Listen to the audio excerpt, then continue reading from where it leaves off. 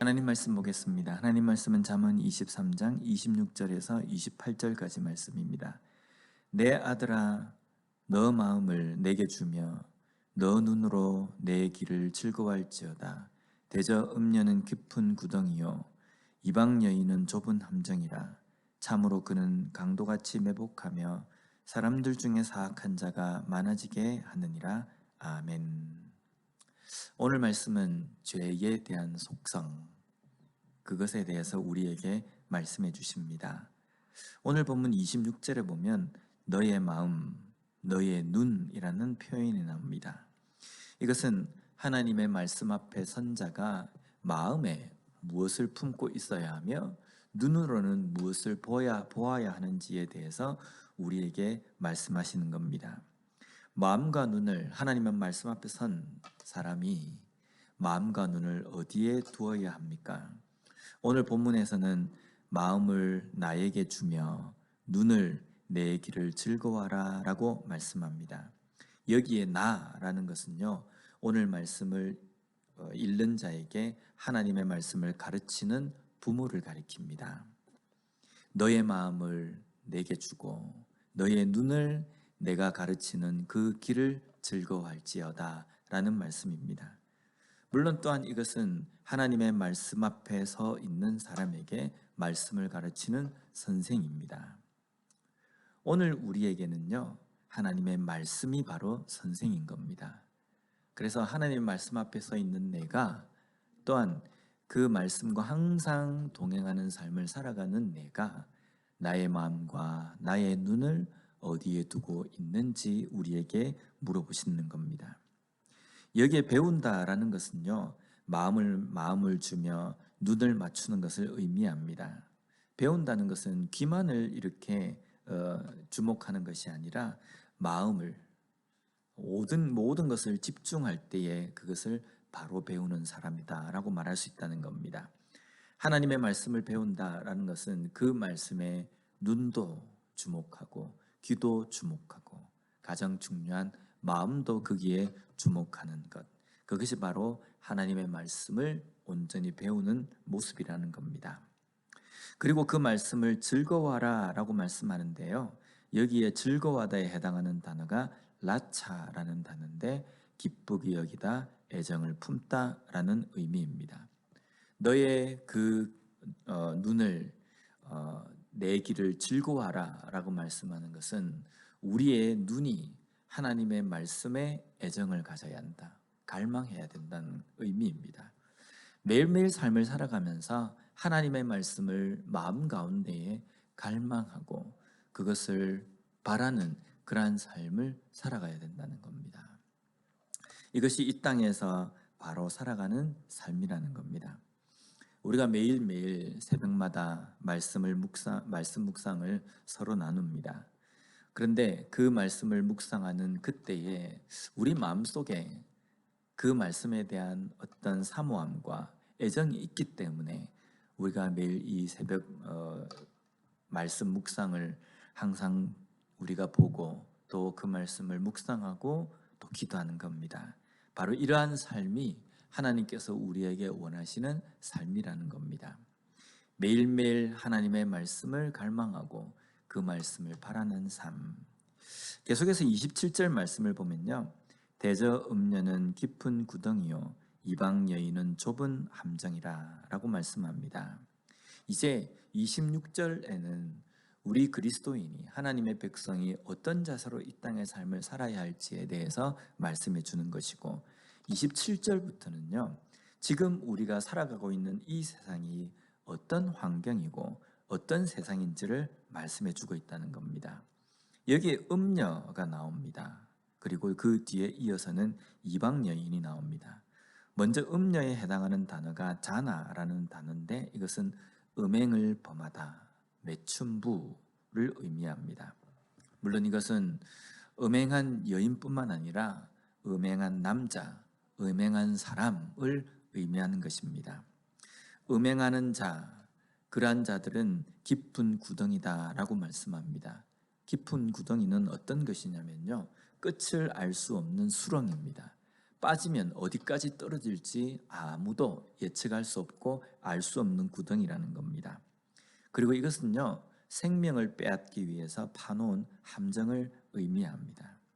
이것이 바로 죄의 속성입니다. 죄는 그냥 보기에는 내가 조금만 내가 발 담그면 되겠지 라고 생각하고 조금만 이라는 것이 없습니다. 한번 거기에 발을 들이면 어디가 끝인지 모를 정도로 떨어져 버린다는 겁니다. 캄캄하게 끝을 모르는 깊은 구덩이 같은 것이 바로 죄라는 겁니다. 그 죄에 발을 들이면 우리는 모든 것을 잃어버립니다.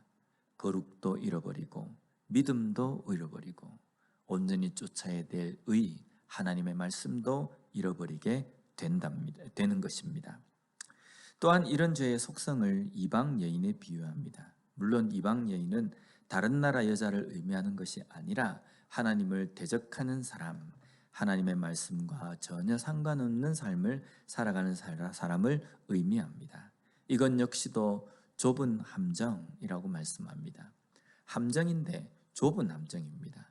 좁은 함정이라는 것은 어떤 의미냐면, 큰 함정이면 우리가 쉽게 구분이 되고 조심할 수 있지만 좁은 함정은 표가 잘 나지 않기 때문에 우리가 아무리 조심을 하려고 해도 조심이 되지 않는 겁니다. 그래서 삶을 살아다 길을 걸어가다가 그냥 쉽게 빠져버릴 수 있게 된다는 겁니다. 이것이 바로 죄의 속성입니다. 그리고 28절에는 그것이 강도같이 매복한다.